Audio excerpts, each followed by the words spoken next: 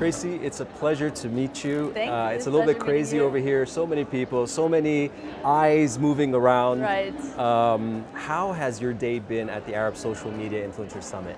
So, I mean, I'm very impressed with the setup, I must say. It's very well organized. Everything is very timely, which is great. I love that. And I love the talks. I love the quality of participants and the speakers. So I'm really, really happy to be a part of it. So what got you into social? I know you have a background in banking. Correct. But then what happened?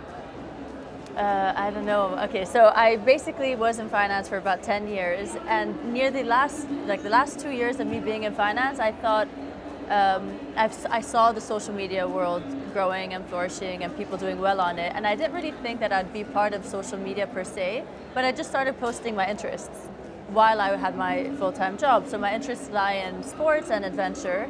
And then the more I did that, the more I think people liked what they saw. I just built a following on the back of it, and it just happened accidentally. It was never really a plan.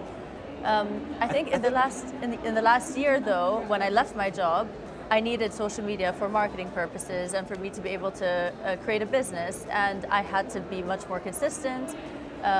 I dedicated a lot of time to it when I didn't have the time before, and that basically gave me an opportunity to grow, and that's why I'm here, I guess, a little bit later. I think at the heart of what influencers do, or I think great ones, is content. Right. What do you think was so special about your content that your followers could really easily relate to or connect with? I think it's exactly what you said. I feel like I was attainable and relatable. So I started off by showing my true colors in every shape and form, saying that I'm not good at this kind of training, I want to progress in that. I just left this, I don't really know what I'm doing, I'm trying to open a business, I'm still struggling with it. So because it was very authentic, I felt like it was my duty to be authentic so that people can relate.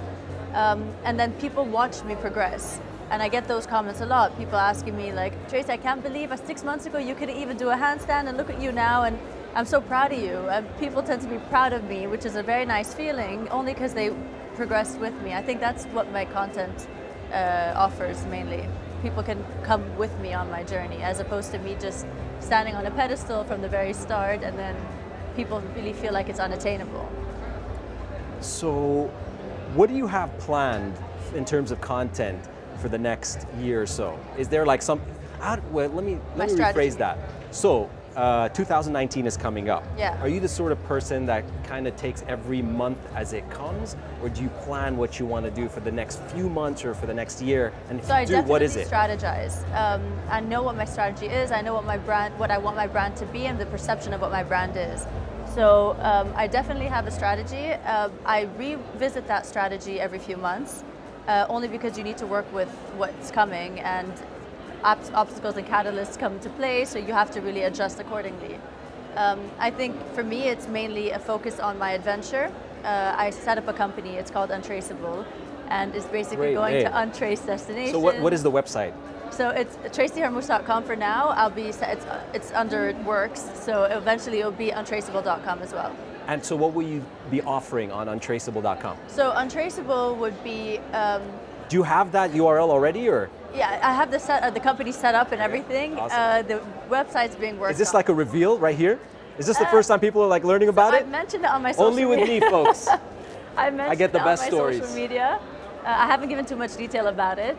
But the idea is basically to create very raw, very exotic adventures where you can't really book through your local travel agent or on TripAdvisor.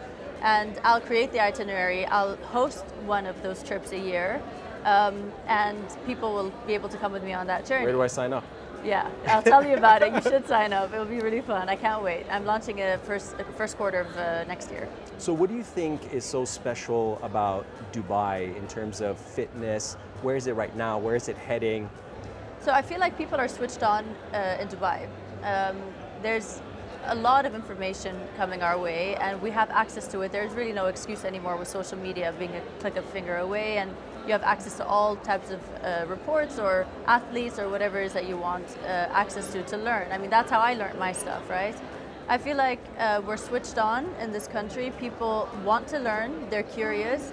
The government and the country itself pushes you to have access to those things. So I think that is a brilliant place. We're in a brilliant place to be, right? And then you have such an international market here.